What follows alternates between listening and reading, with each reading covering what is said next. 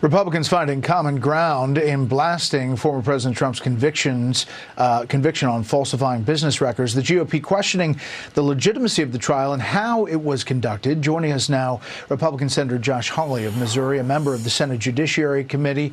Senator, good morning. Thanks for being here.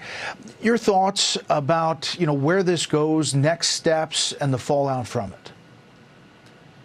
Well, I would just say, Brett, that listen, congratulations to the liberals in New York and D.C. and L.A. You got your New York Times headline that you've wanted for years, Trump guilty, but you also probably just re-elected him to be the next president of the United States. Listen, this is a total travesty. We should not mince any words here.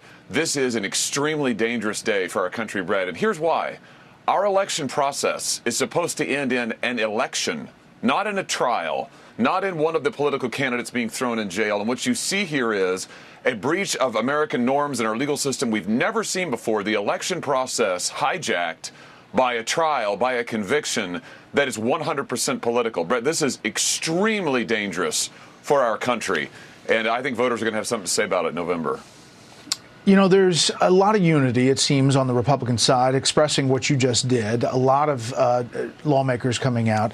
But you had Larry Hogan, former governor of Maryland, now running for U.S. Senate, put out a statement. Regardless of the result, I urge all Americans to respect the verdict and the legal process. At this dangerously divided moment in our history, all leaders, regardless of party, must not pour fuel on the fire with more toxic partisanship. We must reaffirm what has made this nation great, the rule of law. Trump campaign senior advisor Chris LaCivita came out and said, you just ended your campaign on X about Larry Hogan. You're trying to get the Senate and majority in the Senate. That's a prospect in Larry Hogan in Maryland. What do you think about that? Well, listen, I won't give advice to other people in terms of how they run their campaigns, but I think it's important we tell the truth, Brett. And the truth is that this trial is a total sham. And everybody who has seen it, and any legal observers who've looked at it, have known from the beginning. And listen, let's just start at the very beginning.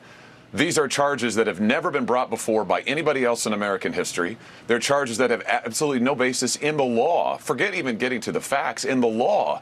What Bragg tried to do here, bootstrapping some state court requirements, state law requirements, and then linking them to federal campaign election donation requirements and reporting requirements, is absurd. It's totally absurd.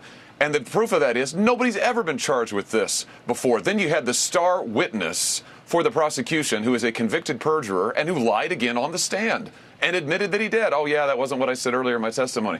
Brett, we need to be clear about this. You look at Biden's campaign, they are out there celebrating this. They did campaign events at the trial.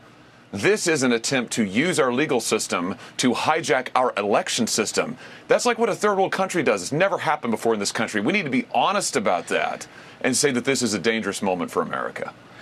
I want to ask you one more question. It's about another topic, and this is the whole effort to try to get Justice Alito to recuse himself based on the flag flap that has been covered. Now there was an effort to get the Chief Justice, John Roberts, to come up to Capitol Hill to talk about all of this. And here's a letter he sent to Senate Democrats. Apart from ceremonial events, only on rare occasions in our nation's history has a sitting Chief Justice met with legislators, even in a public setting such as a committee hearing with members of both major political parties present. Is this the right answer? And obviously, Alito has said he's not recusing himself. Oh, it's totally the right answer. Listen, it's absurd to have the chairman of the Judiciary Committee and other top Democrats threatening, and that's what they're doing, Brett. They are threatening the Supreme Court. They are trying to undermine its independence. Not just undermine it, they're trying to end its independence. Let's not forget, Chuck Schumer, the Democrat leader, stood on the steps of the Supreme Court and named justices and said, you're not going to know what has hit you, Alito and Gorsuch, if you keep ruling this way. That's the Democrat Party today, right there. They want to pack the court. They want to threaten the court. They want to try and create fake controversies. I don't care what flags Justice Alito was flying, for heaven's sake.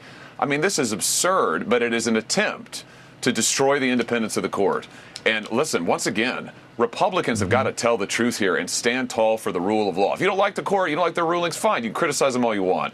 But to try to destroy the independence of the court, threaten them politically and otherwise, boy, that is wrong. Senator Josh Hawley, we appreciate your time. Thank you.